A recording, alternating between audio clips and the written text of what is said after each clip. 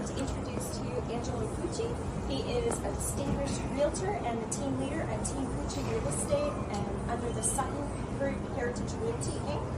With an exceptional track record in the real estate industry, Angelo brings profound expertise and a passion for helping clients navigate a dynamic real estate market landscape. Thank you. Okay, no, you guys are in the wrong order. Okay, completing our trio of experts is, okay, next up we have Darshan Sri from Dominion Lending, renowned for his expertise in mortgage financing with a deep understanding of the financial intricacies of real estate transactions. Darshan has helped countless individuals achieve their home ownership dreams. And over here we have Vithu Ramachandran, partner at Ramachandran Law, whose legal acumen and comprehensive understanding of real estate law has been instrumental in guiding numerous clients through complex transactions, ensuring their interests are protected in every step of the way. Thank you. Thank you. Okay, so I have some questions, and when we're finished with these questions, we'll open the floor for all of you guys to ask your own questions, okay? So I guess we will start with you, Angela. What were the trends, or what are the trends in the Greater Toronto Area home sales and listings right now in 2024? Well, that's a great question. Now, we've seen January. These are all stats from the Toronto Real Estate Board. The Toronto Real Estate Board has announced that in January there were 4,223 sales, signifying a notable upsurge from the year prior. In February, we again witnessed more growth in both home sales and new listings. So again, these are all positive things. The home sales escalated by 17.9% annually and 12.3% year over year, while new listings experienced an even more substantial increase. When considering seasonally adjusted month over month, the sales demonstrated a decline suggesting some market volatility. Thank you. So that's just kind of a wrap up of the previous 2 months we had in January, February. We are in the upswing, but that's where it is right now. Thank you. Darshan, do you have any insights or predictions about the interest rates? Interest rates. It's been a hot topic, obviously, over the last year and a half, and I'm not a genie in a bottle, but I can tell you what we know from listening to our economists and from certain market trends. So there's fixed rates and there's variable rates. So we'll talk about the fixed rates first. If you look at fixed rates, they actually mirror what the Canadian bond pricing is doing. And over the last 6 months, bond prices have started dropping significantly. Like right now, 5-year Canadian bond prices are in the high 3% range. So of course the banks are quick to raise rates but slow to lower rates. So you've already started seeing fixed rates come down, and they should come down furthermore in the next few months. When you get to variable rates mirror the Bank of Canada. Bank of Canada's benchmark rate. And our economists were already predicting that this is going to be the year where there's going to be rate cuts, and some of them predicting significant rate cuts.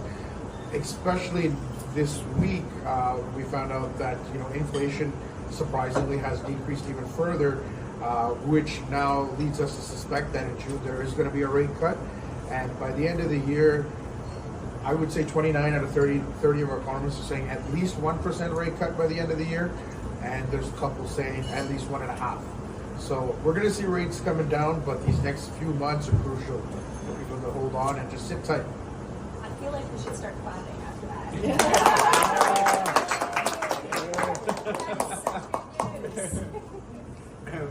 All right, and over to you, Vithu. All right.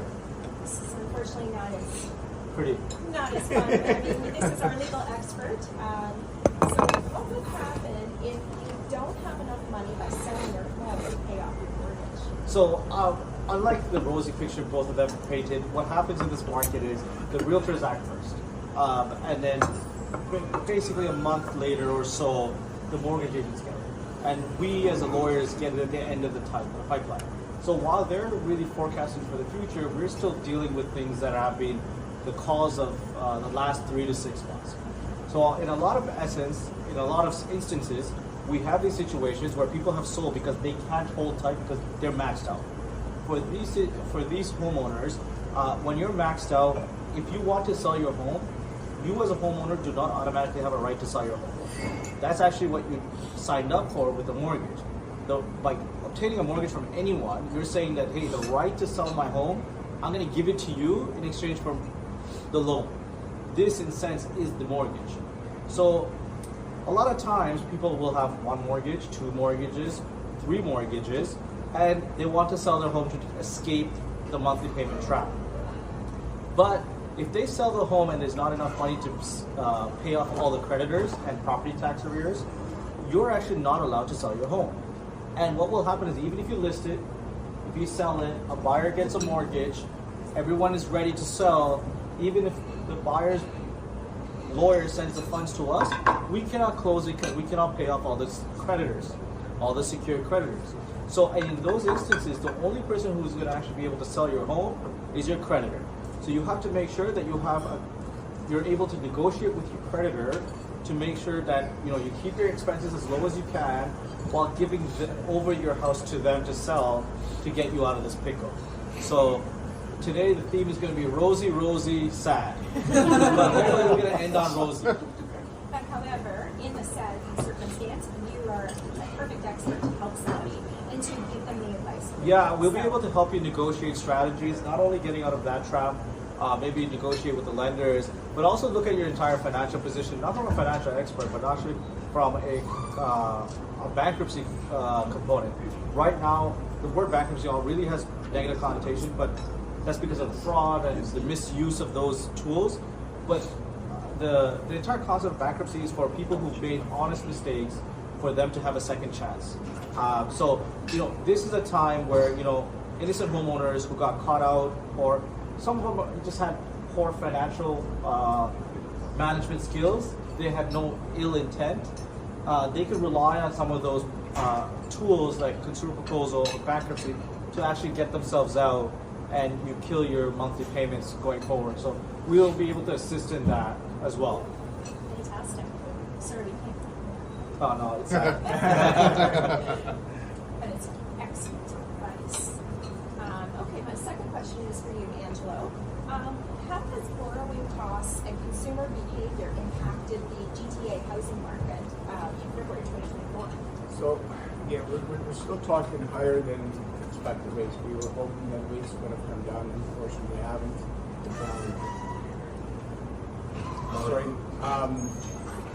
The rates that were supposed to come down, they have not come down. So January, February 2024 have kept home sales lower than anticipated. So we're not at the level of 21, 22, but nonetheless, consumers are expecting it with interest rate reductions, a rebound in sales activity. So this is what they're forecasting. As the rates come down, the market will rebound. The question is when is it going to happen? They can't make it happen too quickly because at the end of the day, even a quarter to a half will fuel this market. There's a lot of buyers that are on the market right now, just kind of sitting around and just waiting for rates to drop. So what people are doing is some homeowners have adapted to mitigate the monthly payments to go into a smaller home, more family assistance again, just to get into the market by keeping rates, keeping the term lower. So when the rates do come down, they're able to get a good return.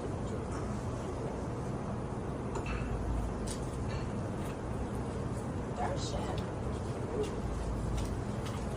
this is a great question for all of us here in the room.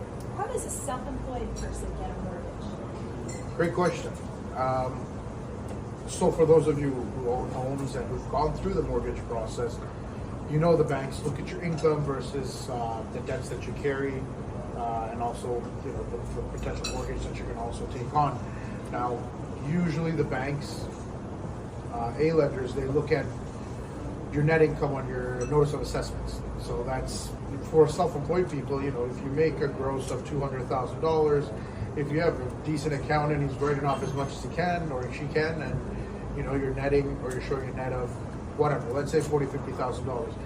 In most cases, especially in this market, that's not enough to buy a house. That's not even enough to buy a condo. So for this, we have alternative lenders like B lenders, some of who you guys may have heard of, like Home Trust, Equitable, Excalibur. And what they do is they don't look at the deal from a traditional income point. So they don't look at your notice of assessments. What they look at is 6 months to 12 months of your bank statement history on your business bank accounts. So they'll look at any check deposits, EMTs, cash deposits, and they'll add up your deposits for the last 6 months and average it out to, okay, if you're getting $10,000 worth of deposits every month, you make $120,000 a year. That's what they're looking at. So for someone who's, netting 40K versus they have $120,000 of deposits, it's a big difference, right? So that's how I would suggest a self-employed person, that's the route that I would suggest that they take. That being said, because it's not traditional lending and they are taking a lot more risk than a bank would, they do get rewarded with a higher interest rate. Usually about 50 to 100 basis points, which is not bad if you're guaranteed your dream home. So that would be an alternative way of lending for self-employed. If I could just add one more thing, it's 50 to 100 basis points more, which is like 0.5 to 1% higher in the interest rate. But for you to declare 120,000 on your income and pay the taxes to net 120,000 versus paying 50,000, you're going to be spending way more than the 0.5% or 1% over a 5-year term on, let's say, the last 2 years of your tax returns. So, that 1% or 0.5% is much cheaper than you actually paying that income and going to an A lender. Yeah. That is really good information, and I would never thought of it that way. Yeah. Self-employed for 25 years. Economics of numbers. No, that's awesome. Especially if Numbers game. especially if it's a rental property, like you're writing off all this interest anyway. So if you could cash flow, it doesn't make a difference to you, because at the end of the year, you're gonna write off any fees that are associated with the purchase of that property and the maintenance of that property. That's fantastic. Thank you. Gloom again. Rosy, sad. Right. Okay, we're talking about private lenders. Yes. What fees are they allowed to charge? All right, so private lenders are, there's been a lot of chatter about this. They're in this gray zone. They're kind of unregulated or semi-regulated, and they're regulated by the province, while the banks are regulated by the federal government. So with private lenders, we're not talking about institutional lenders, or not even alternative lenders, not like B lenders. We're talking about really like mixed mortgage investment corporations or mortgage administrator or private individuals like, Ian could be a private lender, Angela could be a private lender, anyone here could be a private lender technically under these rules. So under these rules, since there's so much gray zone, they're allowed to charge all these hidden fees, or what people see as uncommon fees when you're dealing with an A lender or traditional lender. So you'll see a common fees of like automatic renewal fees because you're late by 1 day. You'll see like administration fees. You'll see like discharge fees.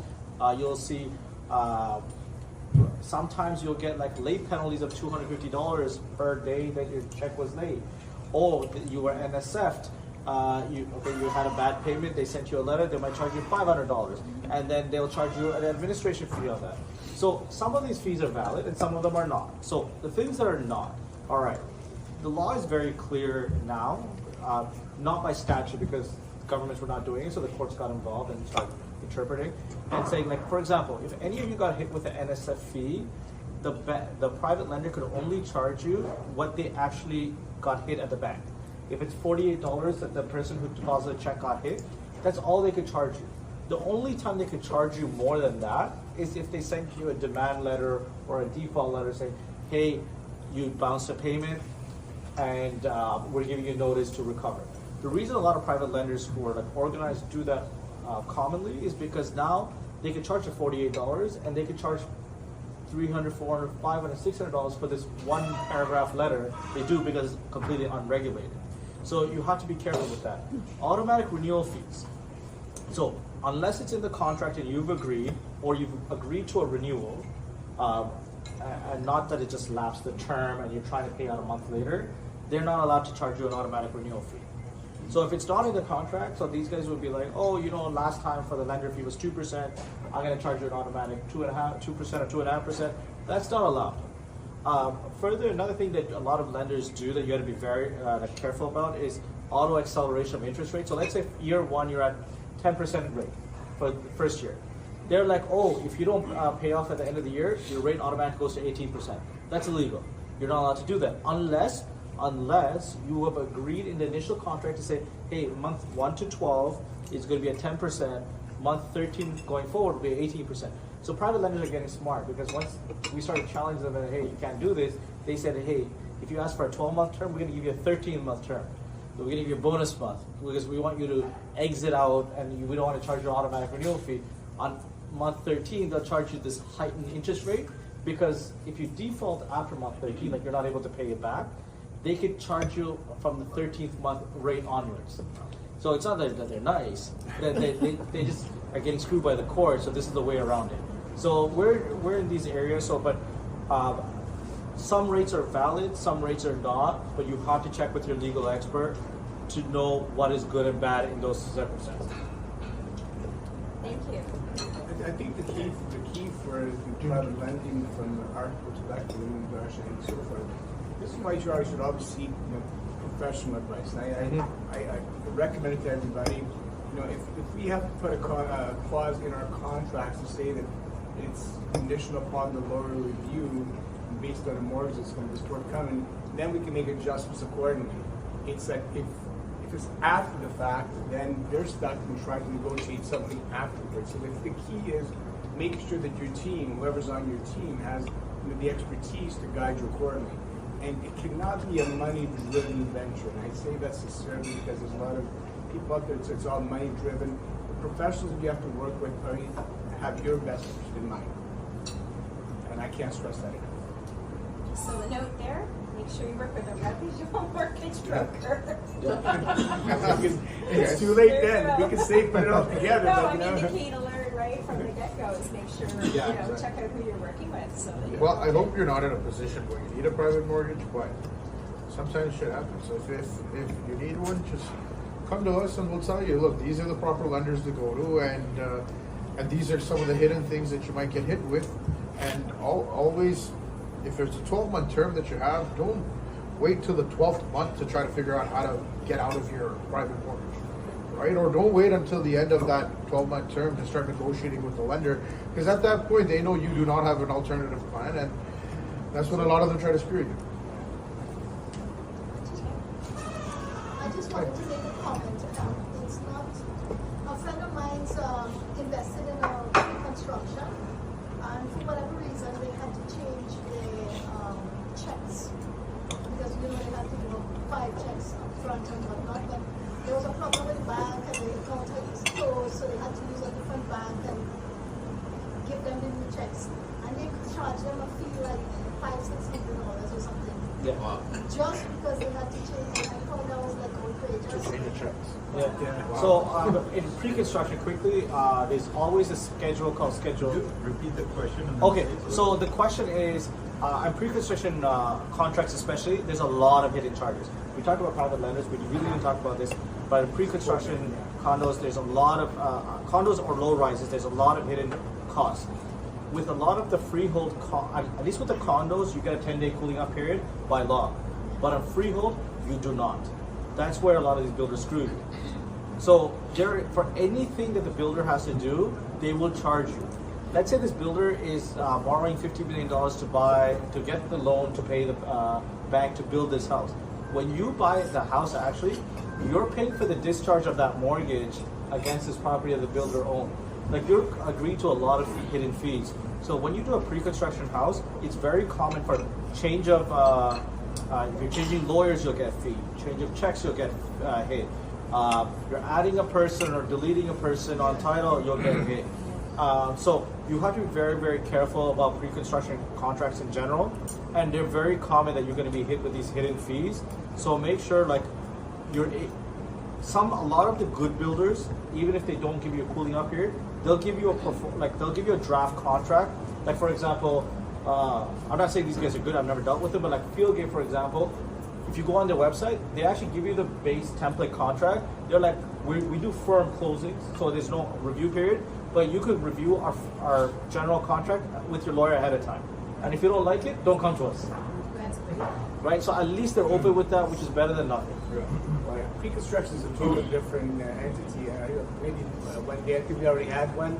We already had a seminar on pre-construction, but again, this is where the lawyers have to be involved to review those contracts. Because just because the builder puts out in his contract does not mean that we two lawyers cannot change it. That's between lawyers to negotiate on your best interest. The lawyers act on behalf of the developer, builder. They're taking care of the builder. He's going to take care of you. So any change within that contract has to be agreed upon prior to going for a booking spending. Yeah, great comment. Yeah. Thank you. Angelo. Hi, back again. Yes. Rosie. Back to you. Back to Rosie. Yes. What are the expectations for the GTA housing market for the remainder of 2024? All right, so this is all interest driven, okay? Where are the interests going to take us? This is really a federal, Bank of Canada, situation. Where are they going to go with it? So if the rates start dropping, we're going to see a market driven progress. The question that we have is that there may not be enough inventory and we will be back into multiple offers. So the projection right now is that lower rates are expected in the second half. I don't think they're going to happen in April. They may not even happen in June, but let's say if they do happen in June, it would not be significant. They cannot drop rates, but again, my good friend Darshan will clarify that. They cannot drop rates, as they rose. Okay, so this is going to be it's a gradual decrease, not a just drop 1%. It's not going to happen. So if that happens,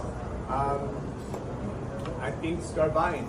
But you will be back into multiple offer situations for the remainder. So anything from June onwards, I think that there's buyers out there, there are sellers, or some sellers are waiting to see what happens with this thing. Because some of them were caught in that 21 January, February 2022. If they're moving right now, they need as much as they can to get on to the next project. Or next one. Multiple offers thing is never a good thing, is it? Well, it's not, but you see, I've always had a situation with a lot of colleagues that if you underprice to go over, it's one thing. So if you price it right and you go over, then call yourself a rock star. But at the end of the day, the seller's there to get the most for their property. But if you're underpriced the property by $300,000 to get back those $200,000, you have 100 offers on the table. There's a lot of people that get hurt. You see, this is where we were back in this, 21, 22, is that we literally, as agents, we have 15 minutes in a home. So you're making multi-million-dollar decisions in 15 minutes. And so if an offer comes in at $800,000 and you have to go to $1 million, then you need the team behind you say, hey, you know what, go for it. But a lot of people jumped into this thing without having that approval from their lenders. Thanks. Okay, over to you, Darshan. Thank you very much, Angela. Can you please tell us why someone should choose a mortgage broker over going to a bank? Great question. Did you guys hear her question? So You hear the why should somebody choose going to a mortgage broker over a banker? I see him smiling. So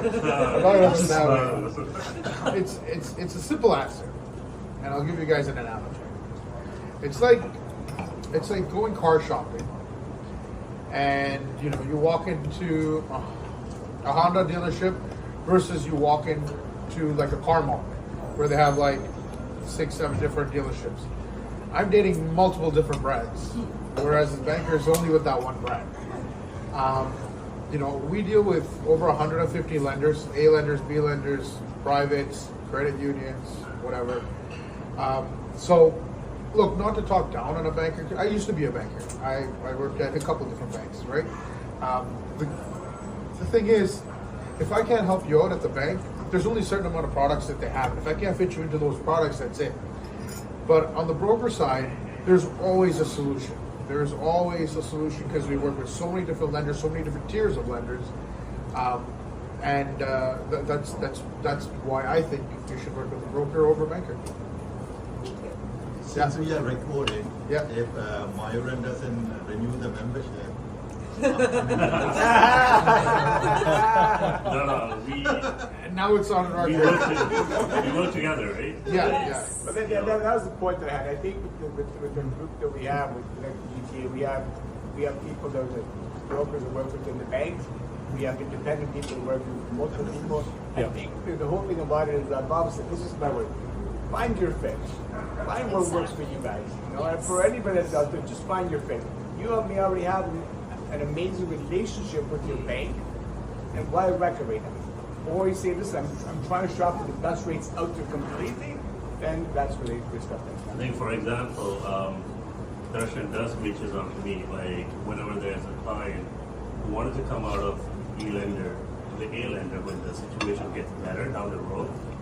Obviously, he's the one who's going to reach out to me to help save the client a lot of lending costs and interest costs, right? So to Darren's point, on the broker side, there's, when you look at A banks, we've got TD, Scotia, and BMO just actually came in, and HSBC for the next like 2 weeks, and then they're gone. But sometimes you have clients who not every single bank has the same type of program. So the BMO has certain programs that, let's say, Scotia doesn't have. And Scotia has certain programs for a specific type of clients that BMO won't have. It doesn't make sense for me if I can't fit them into one of my A banks, take them to a B lender. I rather refer it off to one of my friends who I know can get it done at an A lender, right? And it's the best. It's the best course of action for the client as well. So that's why we all kind of work together. There's no competition. No. We just work together. And that's very ethical. Collaboration. I like that. No company, it's not collaboration. So. Yeah, it's not about. That's the difference between a professional and a person who's just in industry for making money. It's like whose interest do we look out for? Yes. Right. So professionals look out for the interest of their clients.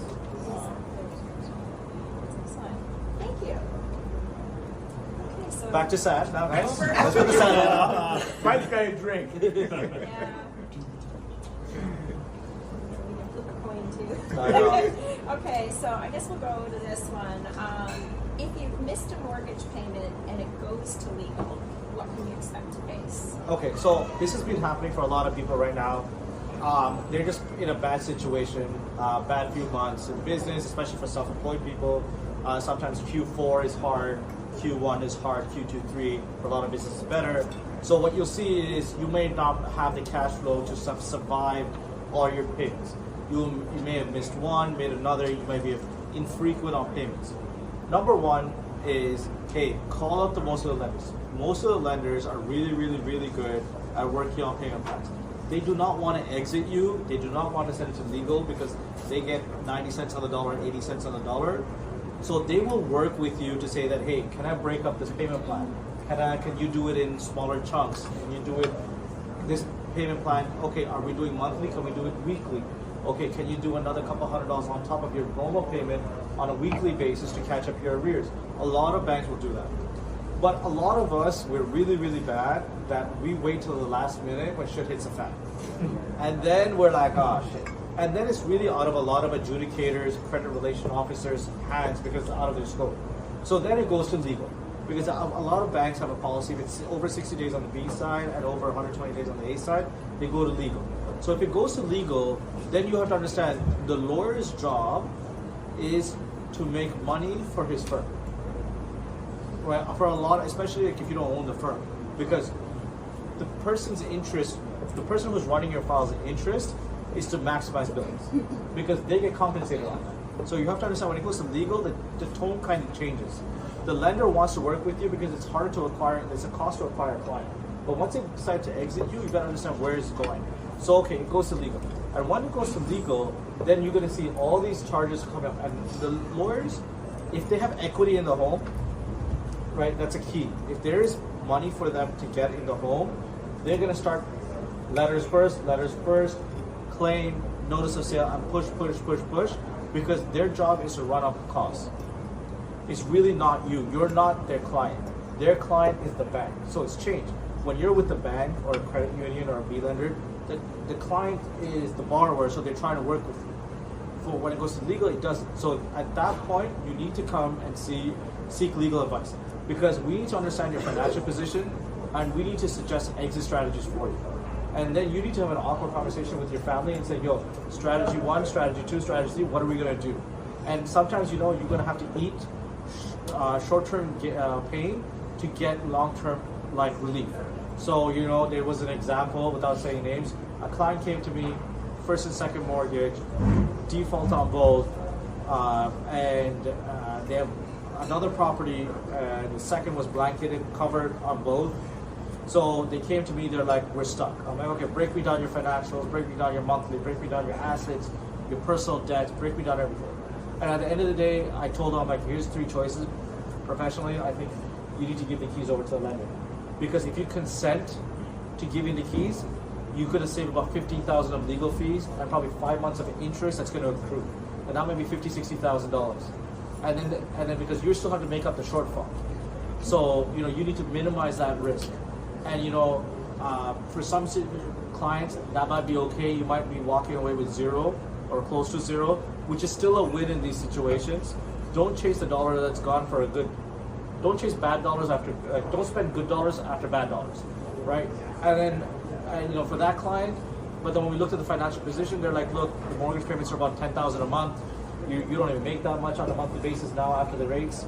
You got about $80,000 in credit cards and line of credits on the personal side. You know what? Give it back. Anything that's owing to the bank, add your credit cards, go into consumer proposal, throw it in.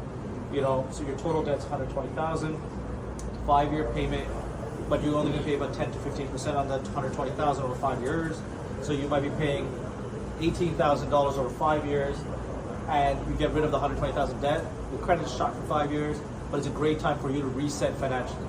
And just because you'll make more money in year 2, 3, 4, 5 of the consumer proposal, the bank and the lenders can't come after you anymore because they've agreed to the proposal as long as you make those payments. So, I could take your $10, break it into $1.50 or 5-year payment and get you into a much better financial situation. And maybe by year 3, 4, 5, you could start entering in the real estate market. Then by year 3, 4, we said, talk to experienced mortgage brokers because there's some lenders who are willing to take on risk with people who are in consumer proposal, who are just been recently discharged from bankruptcy. But you have to talk to people who know what the hell they're doing, right? A lot of people talk like they know what they're doing, but a lot of people don't. So, if you do, there's some situation, but you need to seek proper advice. We're not saying come to us, but seek professionals. Just don't seek people in our industry. Just don't seek any realtor. Don't seek any lawyer or any mortgage. Seek the professionals out there. Ask about references for them, and then you could really do well by you and your client. Because the worst thing is like, oh, you referred me to a person who screwed me. And you don't get anything from the referral, and all you get is a bad name and a broken relationship. So there's a lot of ways that we can help, but it starts with you finding good help. And you guys are at the right place, right? Like, you guys can talk to a lot of us, and we'll tell you, it's like, hey, based on your situation, talk to Darshan, talk to Dan, talk to someone else. Talk to Angela, talk to Darshan, talk to Ian. Like, we'd be like, and we're kind of your reference points too. And you could get so many references from this group alone. I think there was like 300 members plus. So a lot of us were vetted out before we were allowed to join. So it's kind of a great starting point. You talked about affecting your credit and going into consumer proposal. But before you even get that stage, how quickly does your mortgage or missing a mortgage go to your Equifax or credit report? Like, for example, some credit card companies is you miss 1 month, you're late, if they straight immediately tell Equifax. So there's 2 parts to this part. So going to credit is based on just payment ability. So if the bank chooses to, after 30 days, they can, and they'll give you nobody notice for 15 days to cure the default. If they don't, they can technically report you at that point. Okay. Most lenders do not. Okay. They'll wait a couple months. But once it goes to legal, your credit's already starting to get shot. Yeah. So, like, you going to legal means your credit's already getting hit. Other people are going to start seeing these late payments show up. So it's harder for you to get out of the debt trap. So you're kind of being forced into a bubble, into a corner. So that's why you got to act as early as you can, because you're going to have the widest amount of options out there to help you out. But that's that was the absolute like, seek help soon, and don't wait till you're sinking. I mean, as you perceive that you're in trouble or falling into trouble, that's when you should seek help. Because then at that point, then there's a strategy that was actually fall into place to act upon it. But if it's too late, then it's just a question that your credit's going to be shot right away. I mean, from a banking perspective, they don't wait around because at the end of the day, that's their job. And once it reaches Equifax, it's going to go everywhere. And they'll handle it. And I mean, and some banks right now, especially now, I mean, I'll verify this, some banks, especially with uprising or upcoming mortgage renewals, are actually doing credit bureaus before they give you a renewal. So they want to make sure that you're a good risk to them. So you may have been an A borrower before, but now with the changes in the rates, especially for people that were in variable rates, right, before they're actually renewing, right, bring up for renewal, they're actually doing credit checks. Am I right? So that's news, right? So but we haven't heard anything from BMI yet. But potentially it might be the case from the AL industry, right? Because they want to, in terms of the risk that the bank holds, they want to make sure, because there's going to be a lot of defaults coming in when the renewals happen. Like it's going to be millions of renewals, okay? So it's upcoming. So you're going to be ready for that.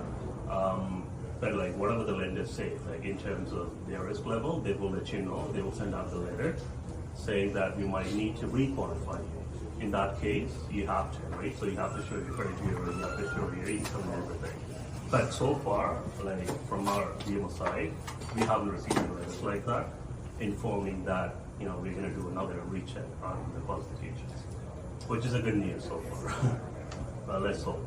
Yeah, it just falls back down to, like I said, just having the right professionals there to assist you in whatever your journey is. I think that's excellent information, and I think there needs to be more of that information out there in the public. Because I think some people, they get into a rut and maybe it's their pride, their embarrassment, and I mean this time, like right now, what's going on out there is there's a lot of people that are struggling, and I think there needs to be more information out there to let people know that. I mean, I think what you said actually wasn't all doom and gloom for change. No, it wasn't. And it was actually like good. there's There's a way out. There's one B lender, for example. I won't say the name, but they're actually willing to give you, if you have an exit strategy that they like, they will actually give you 60 days, up to 60 days of payments, and they'll defer it to the payout.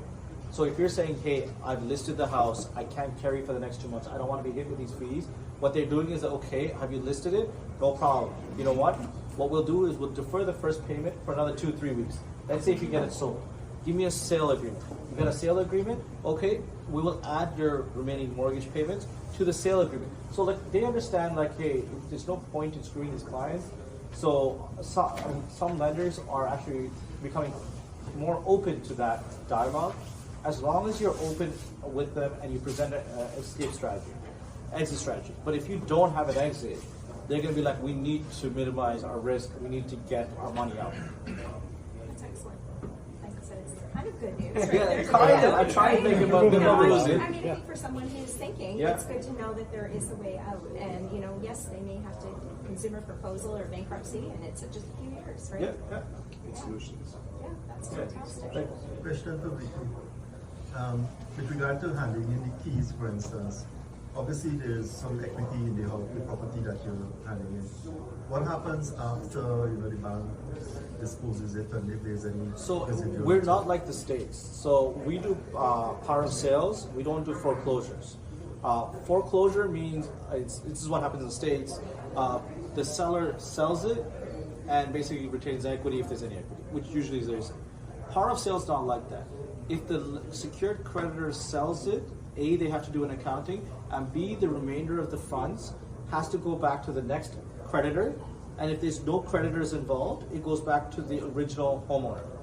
So they can only take what is rightfully owed to them, plus their legal costs and interest and fees, but the remainder of that equity has to go back to the homeowners with an accounting of what happened to the total dollars.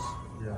However, Yeah. if there's a loss, you'll That's still what be I was responsible. going to ask. So What that happens if this it's requires a no different from the U.S., right? So I mean, in 2008, I guess we have a lot of the banks wrote off a lot of their mortgages, their A mortgages, and they sold 30-40 cents in the dollar. Then they went power of sale. But any deficiency balance, if there's a deficiency balance, they will come back after. Yeah, so on the flip side, let's say after the bank sells a 100K shortage, you're personally liable for it. But this is the difference between consumer proposal and bankruptcy. Bankruptcy covers all assets. consumer proposal only covers unsecured asset. So until that lender gets judgment for the unsecured amount, you have this small window to go into consumer proposal. So it's you have a little breathing room in there. So similarly for pre-construction houses, we're seeing a lot of people not being able to close them. Appraisals are not coming in and everything. So we're telling people, it's like, hey, if you're in this situation, come see a legal professional, because maybe you want a consumer proposal your way out, because until they get judgment, it's just an unsecured debt.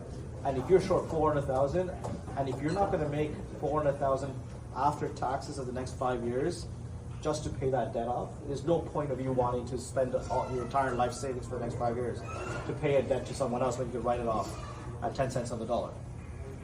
So there are strategies involved legally, there's no intent. Yeah, this is what we're seeing right now. As far as the condo market, let's talk about pre-construction and new homes and so forth.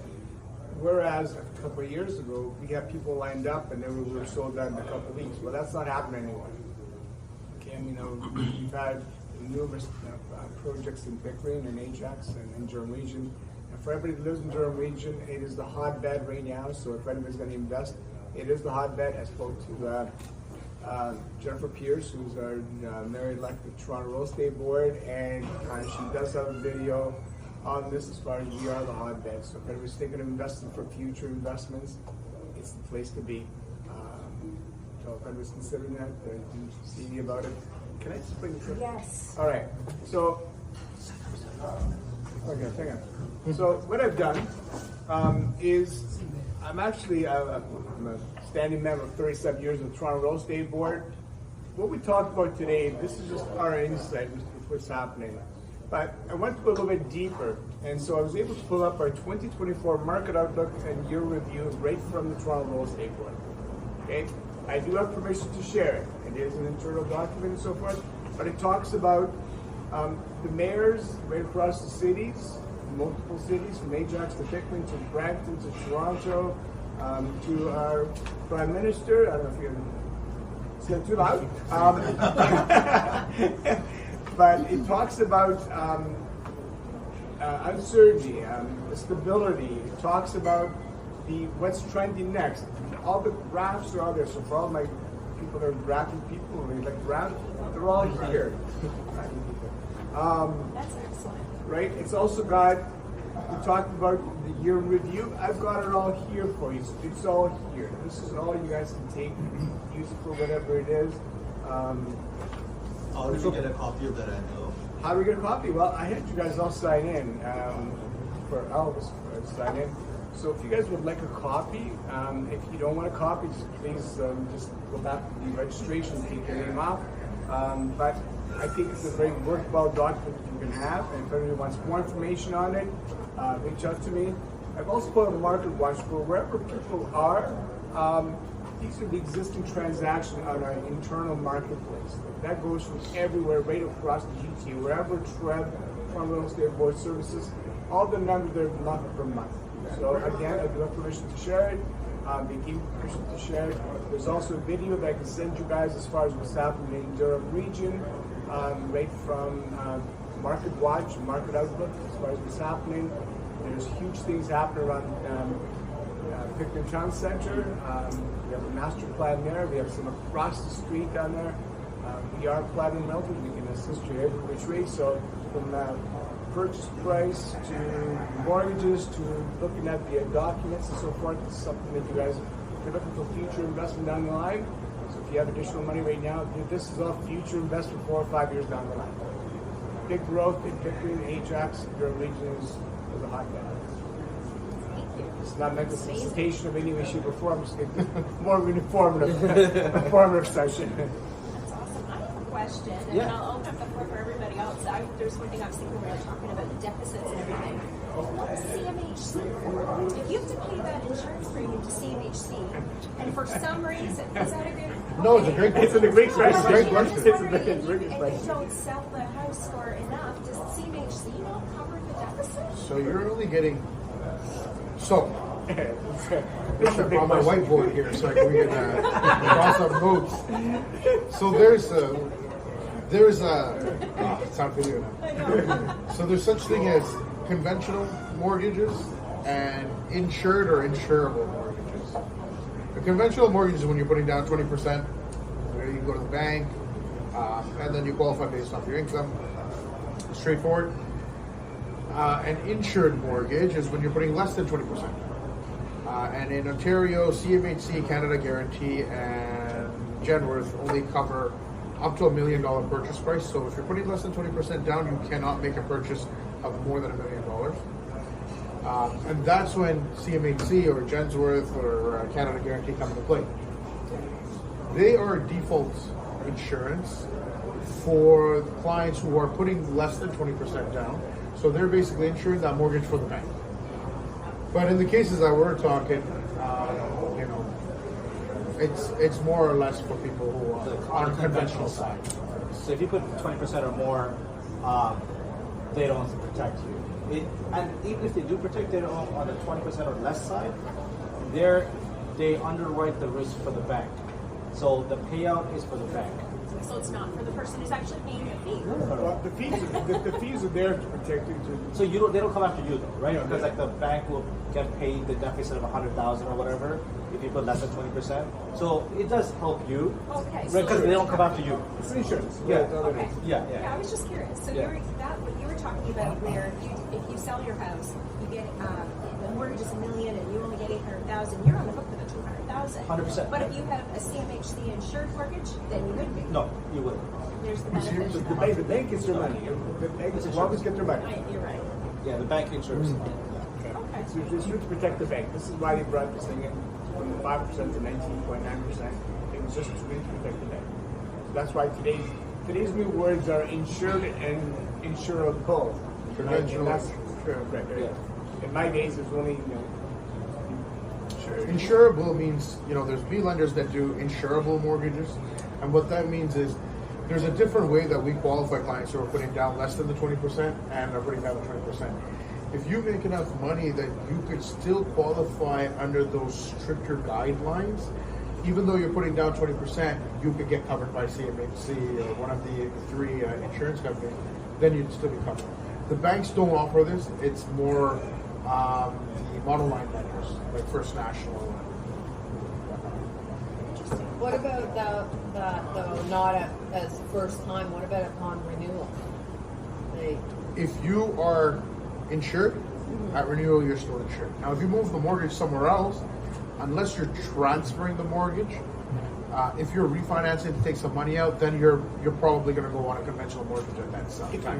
If you qualify, and also you've probably built up some equity over the time, so you'll end up going into a conventional mortgage. But if you go to another bank and you're just transferring the mortgage, you'll still be covered under that. Anybody have any questions? I just want to add to that point. So I think right now they announced, so if you're transferring a default insured mortgage from one bank to another bank, let's say for example you qualified at 5.25% initially, like during the COVID time, and now you wanted to still bring over to another A lender, a bank, you can still bring it without qualifying for current stress rate. So current stress rate is around like 9.05 to 9.2%, right? So depending on the rate. So you can literally just switch over the mortgage without re-qualifying it. So that's the only benefit for default insurance. I have a question. I have another. I'm just thinking all these things. What would happen if when your mortgage comes up for renewal because of the higher interest rate? Maybe you're somebody who locked in and got the 1.9 or whatever that was. What would happen if you don't qualify when your mortgage comes up for renewal? Well, Like, does that's the what bank everybody's worried about does the right bank now. actually make you re-qualify when they're renewing, or do they just send you the papers and you sign it? It depends. That's what we were talking about just earlier, right? From what I see and what like Darren said earlier, I haven't seen the banks re-qualifying clients yet. But your payments are going to jump up because if you had locked in, let's say, at a 2-year at like 2%, and today a 2-year is like I think in the 6s, maybe high in 5s. That's a big difference on your payment. But they're not re-qualifying. As far as I've seen, I haven't seen the banks re-qualifying. But if you're trying to pull out some more, like some extra cash, then you're gonna have to requalify for the whole thing. Just remember, under the Bank Act, mortgages amortization was only supposed to be 25 to 30 years. That was it, right? Yeah. Now, all of a sudden, we have trigger rates, and trigger rates applied to variable rate mortgages. Yeah. So now we have people that they were at a variable rate, but the payment they were making is not enough to even cover the interest. So now what they've done is they've increased the amortization. So some people have gone from, let's say, Infinite to infinite. It's infinite. This is huge. This is huge. Yeah. So basically, saying in order to make the payments and the interest covered, what they've done is they've just said so there's no term on a variable per se if they have to just keep the payments in order. Because you may have gone from $2,000 when you were paying, and all of a sudden you're paying $5,000. Well, you don't have the additional money to pay every single month. So what they've done is they just increase the amortization. So another thing, this has happened to a client. The only example I have is from a client with a TD Bank specifically, but I'm pretty sure maybe the other banks are the same bank that qualify. It's like, since some of them didn't cover enough interest during the 5-year or 3-year time, so at time of renewal, they actually have to make a bulk payment to cover up what the interest would have been at the end of that term, or like what the owing was supposed to be at the end of the term to be able to renew. But I've only seen that in one instance so far with TD. Without a negative interest cost. Right? Yeah, they were a negative because like. So pretty much like they're not covering the principal, they're not covering their interest cost. So it goes into the negative, like 2,000, 4,000, and then it builds up, and it goes to 10,000, 20,000. And then at that point, when the renewal comes in, to bring back into the normal status, You got to cover to you zero. got to cover that 20,000, or you got to increase the payment to get to that point down the road. Right? So like renewal, when the renewal comes in, if you do want to renew into a new term, I think you got to cover that 20,000. Yeah, so that's going to be the big challenge for people, where they're going to come up with this bulk money to get to zero to stay with the same lender. Have you seen any other banks do that? I've only seen that one example with TD so far. Because I know like CIBC, Scotia have been. Well, see, Scotia has been different because Scotia at every trigger point they just increase your payment. Yeah. I think that's what like the banks are doing in terms of sending out the letters to the client, letting them know. Like do it ahead, right? So increase your payments or do the lump sum payments ahead. So don't wait till the renewals come. Right? I think it's coming though, because the people who are renewing in 2024 are people who bought in 2019. You're going to really see that, and they were at very low rates still. So they Rate 25. Yeah, wait till like I think in 2025 and 2026 are the people who bought in 2020 and 2021 at mid-level pricing, like very aggressive pricing, and lower rate. They probably went into the negative. Their payments would have from 5,000 should have gone to like 15,000, but couldn't. They were at 7,000, and now they're like at 5 to 10,000 negative a month. And now those are the clients who are going to get burnt. This is what I think that the government has to do for between the last quarter, end of 2024 to 2025. This is where I think we're gearing up, because we are going to have hell in our hands. I think in 2025, 26. A lot of these people are looking to fund properties. People are going to simply say, "Here's your keys. I just can't afford this house anymore. I just can't refinance." Would that do you expect that that's going to be with individuals who bought a house like within the multi-billion war? Where, like for an example, in my community in Whitby Shores, we had a house go $2.2 million over asking. Yeah, it made the news. It was an extortion. It was also probably quite underpriced. No, it wasn't. No, it wasn't underpriced. This is where I think that, as an agent, and this is me as an agent, I mean, we've ever known this before. I would never drive my clients to go that crazy over. I mean, I think it's a house. Yes, it's going to be your home, but it's that important for you to pay that kind of money over. It's like most people say, "This is my dream home. I'm going to be here forever." There's no forever. Okay? So why would you get yourself in that situation? Because the fluctuations in the market, the rates and so forth, unless you have a shitload of money that you're going to say, I have additional money, I can do whatever, and it's my dream home, it is my dream home. It better be your dream home, because if you made that kind of money, it better be your dream home. But again, this is what the problem is. Imagine the appraisal value. Like, It'll it's never not come about in. value.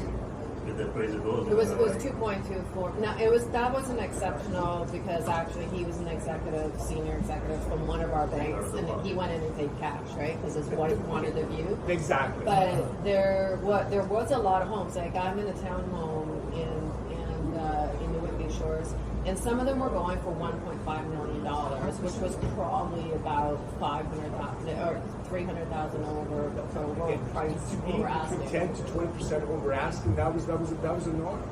It's just the price. This is why I said that I've got a problem with the fact that a lot of agents are driving prices on properties that. What are you doing? I mean, this is so driven right now by greed. There's a lot of greed there. I'm not going to lie. There's a lot of greed. So besides putting in increasing our rates and our trigger points, and can you afford this? Can you afford 9%? Blah blah blah. Have they not put anything else in to stop that kind of bidding war from happening? They can't. Well, Build more homes. so they did. Okay, they tried to bring in new rules for agents as of December 1st under a new real estate act called TRESA, and they were supposed to be more stricter, more transparency. The seller could actually elect to show their offers. But it's just more to appease the public. But when you actually look into the actual reality, if I'm a seller who wants to maximize my dollar, why would I select to show all my offers on my entire head to the other side? So they did it to appease public, but it's not going to make actual change in the market. If anything, it's going to create more problems that they didn't factor in, and you're going to see. It could be very well like with 2025 and 2026 being disgusting years, and if the inventory levels don't catch up, 2024 could be a trap year. Like where prices just go, people get in, and they're going to get squeezed back down for the next couple of years. So people have to know what the hell they're doing, and they need the right professionals in the space. What we have right now is generational wealth that these young people want to get into the market, think they're going to be instant millionaires. What they've done is they've borrowed from their parents, they took a pre-inheritance, they took money from their grandparents whose house was probably paid out for 50 years, and now because of the drop in pricing, these guys are way over leveraged. The parents have a mortgage on their house, or a credit line of some sort, plus now they owe money to the grandparents. Yeah. This is where it's at right now. There's a lot of people in this situation where we have multiple money come from multiple sources in order for that purchase price to happen. And this is where the government has to do something. I mean, you just can't close your eyes to it. But if we were to drop rates right now, folks, I'm kidding. I've been doing this for 37 years. We would, if they drop rates now, we're going to have hell on our hands. Because there's people right now that are. There's so many people. Like I deal with a lot of investors, like on corporate side and everything, and they've cashed out. They're waiting. They've called back their private loans that was risky.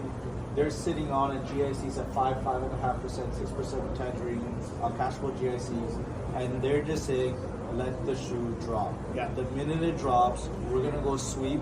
We're gonna let prices jump drastically because the common retail client is gonna come in 3 to 6 months after that because they're the ones who are gonna take the risk, and then they're gonna trap these clients and exit. And it's the same in the stock market, right? It's just the same theory with bigger capital. But this is happening. So if you're a retail client, you really need to know why you're making this move. Is it necessary? Can you afford it? Can you afford it? Yeah. Can you afford it? I don't think 2024 is a year for risk. Is my opinion. So one more question, and what about those individuals that did say they paid $1.5 million for a home that technically prior to all this bidding war was only selling for $600,000, $700,000. Now today, here we are 3 years, 4 years later, the same house is only going on the market for $750,000 or $800,000, and they want to sell. What's going to happen between that price? They can't sell because most likely their mortgage will exceed the actual sale price of Yes. $750,000 or $800,000. Yes. Therefore, they can't sell. It's time to call the bank and say, "What's your address? I'm going to courier you the keys." No, and it will be the best move for them to do that because even if they can save 5 months of mortgage on that kind of house, they're going to save close to $50,000. Put that in the bank account, call it a day, and go on vacation. So I'm going to see a lot of houses go for sale on my street in the next year. It comes down from the federal level. I think that right now they're so caught up in this web right now that I don't think you know what to do with. Yeah, there's a lot of factors coming in, like COVID relief, and everything is like factoring in. We cannot love it, and I'm being an immigrant myself, and love immigrants out there. I think this is a wonderful country. There's just way too many immigrants that come in, and we just cannot sustain the growth and the housing for these people. So what did happen on that point, at about, what time did we come in, about 12:30? Yeah. Around 12:45, Mark Miller, the immigration minister, just announced there will be a cap on temporary residents allowed to come in. Right now we have over 7% of our actual population, Canadian population, are temporary residents, an equal amount of temporary residents, and they're going to bring a hard cap for 2024 to 5%. So what you're going to see is you're going to see a lot of slowdown in the immigrants who are going to be able to get visas to come in. The ones who have visas, they cannot be stopped. But the new people who are going to get visas are going to have a higher time qualifying. So you're going to see the threshold go up. But there's a two-prong. The reason why we need higher immigration on the flip side is there's so much baby boomers, birth rates are too low. The amount of people who are drawing on social assistance and healthcare is so high, and if we don't have enough people paying into it, the social mechanism will actually go bankrupt. So that's a flip side. So the point of that was to bring in more people to eventually pay taxes. But you should have planned this out 20 years ago and not 2 years ago and let the floodgates in. So poor overall planning from a bunch of people. And what's the rules right now on foreign investment? So that's what is So that got driving extended a lot for of rentals. So they got extended for another 2 years. So 2020 December 31st, 2024 was supposed to be the expiry, but they extended. A foreign buyer cannot buy a new a residential property in Canada, or if they do, they have to pay a 25% premium. So $1 million home, even if I'm 1% owner of that home and like my family's 99%, they have to pay $250,000 premium on it. So it deters investment.